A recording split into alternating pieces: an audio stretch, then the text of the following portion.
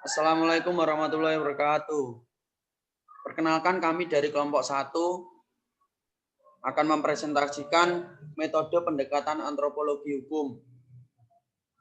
Sebelumnya, perkenalkan nama saya Baktiar Ardo Sasena, NPM 1912-05x64. Sebelum masuk ke materi, saya akan menerangkan tentang mengenal budaya. Budaya merupakan tata cara hidup yang mengatur agar setiap manusia mengerti dan memahami bagaimana mereka harus bertindak, berlaku, berbuat, menentukan sikap saat berhadapan dengan seseorang ataupun masyarakat luas. Dengan ini berarti suatu budaya menjadi identitas bagi seseorang yang sudah menjadi suatu ciri khas yang menunjukkan kebudayaannya. Kebudayaan adalah milik bersama. Artinya bahwa unsur-unsur yang tercangkup dalam kebudayaan seperti ide, nilai, dan pola perilaku dijalankan dan dipelihara bersama-sama oleh seluruh anggota masyarakat. Dengan demikian, pandangan atau tindakan-tindakan tertentu yang hanya dilakukan satu orang bukanlah sebuah pola kebudayaan, melainkan hanyalah sebuah kebiasaan pribadi.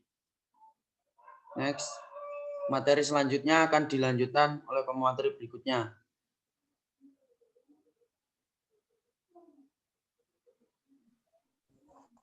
Perkenalkan, nama saya Nurul Ismi Maulida, NPM 060.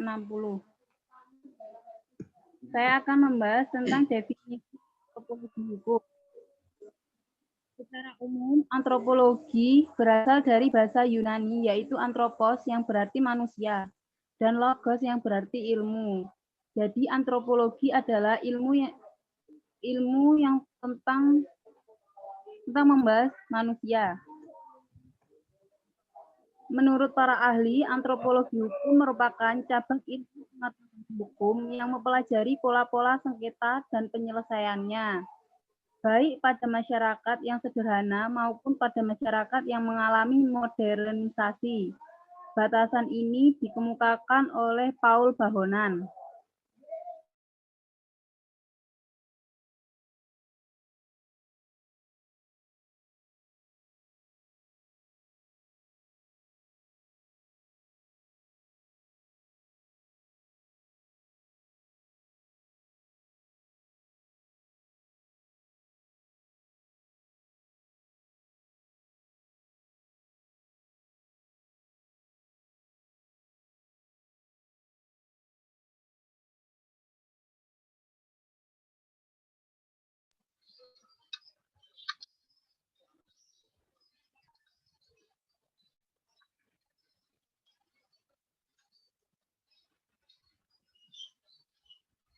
Kemudian lanjut kepada materi yang kedua. Perkenalkan, nama saya Ade Adilina Maribin, NPM 062. Di sini saya akan membahas tentang metode historis. Metode historis merupakan salah satu tipe dan pendekatan dalam penelitian kuantitatif yang bertujuan untuk merekonstruksi kembali secara sistematis, akurat, dan objektif kejadian atau peristiwa yang pernah terjadi di masa lampau dengan menggunakan pendekatan normatif dan interpretatif. Secara garis besar, metode historis ini mempelajari ilmu manusia melalui sejarah kebiasaan yang ada dalam masyarakat menjadi adat, berkembang menjadi hukum adat, dan dipertahankan oleh penguasa, lalu menjelma sebagai hukum negara.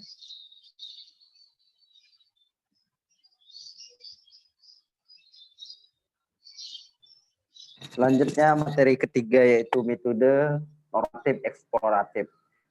Sebelumnya saya perkenalkan, nama saya Iskandar Zulkarnain. Saya akan menjelaskan definisi metode normatif eksploratif.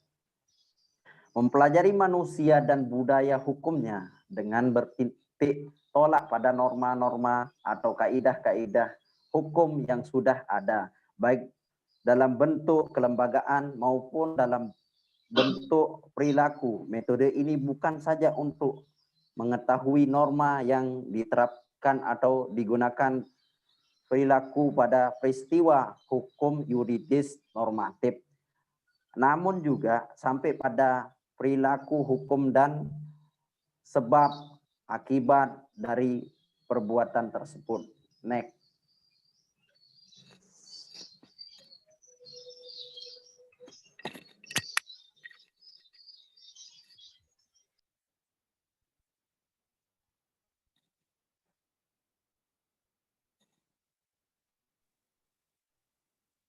Selanjutnya, saya Miranda Permata, NPM 191205/73, akan menjelaskan mengenai metode deskriptif. Penelitian yang bersifat deskriptif merupakan studi perilaku yang menjauhi perumusan-perumusan aturan yang dikatakan eksplisit berlaku. Peneliti deskriptif ini tidak mengutamakan perhatiannya pada apa yang tertulis sebagai norma hukum atau yang dikatakan norma hukum oleh para pemuka masyarakat. Tetapi yang menjadi sasaran perhatiannya adalah situasi yang terjadi dan bagaimana kegiatan-kegiatan perilaku manusia dalam situasi ini.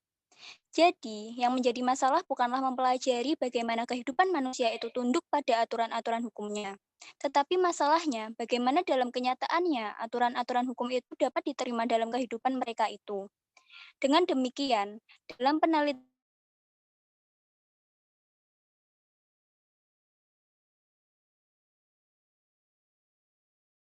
deskriptif untuk mengetahui sejauh mana aturan-aturan hukum, penggunaan metode deskriptif akan menjadi lebih sempurna apabila ia juga didampingi metode kasus, sebagaimana dilakukan oleh R.F. Baron dalam meneliti masyarakat Ifugao di Luzon, Utara Filipina atau Rattray. Dalam ia meneliti masyarakat di Pantai Emas di Afrika Barat, penelitian yang dilakukan mereka ialah dengan terjun langsung ke lapangan dengan penduduk setempat, melihat, mengamati, berbicara, bertatap muka dengan para informan. Selanjutnya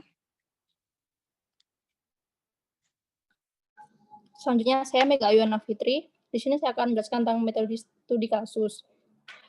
Rob Linton mengemukakan pengalamannya bahwa terdapat perbedaan antara orang-orang Indian Comanche dan orang-orang Polinesia.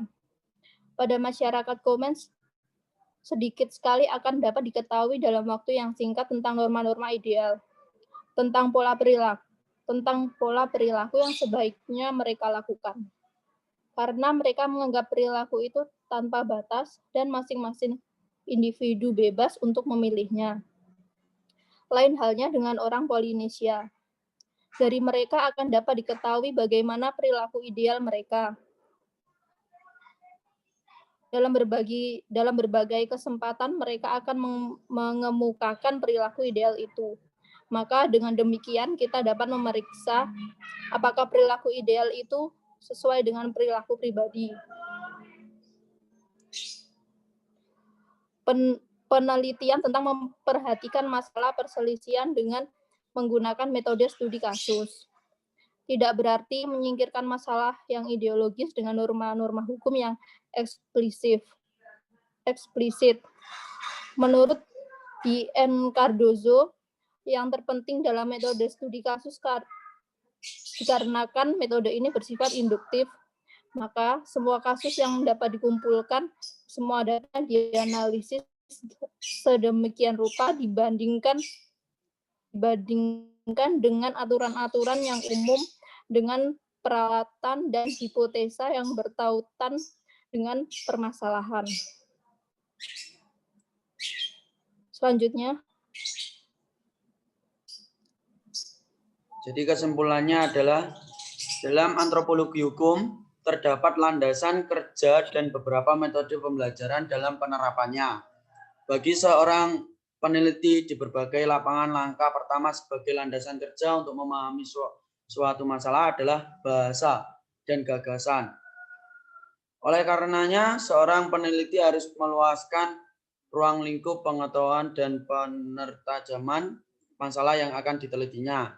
Lalu ada beberapa metodenya, yaitu metode historis. Dalam metode ini dibuat rekonstruksi masa lampau dengan mengumpulkan, memverifikasi dan menganalisis serta mengintesiskan bukti atau fakta yang ada dengan yang diteliti, sehingga memungkinkan gambaran yang tepat pada masa lampau, memberikan latar masa sekarang dan perspektif masa datang. Metode normatif eksploratif, mempelajari manusia dan budaya hukumnya dengan bertitik tolak pada norma-norma atau kaidah-kaidah hukum yang sudah ada, baik dalam bentuk kelembagaan maupun dalam bentuk perilaku.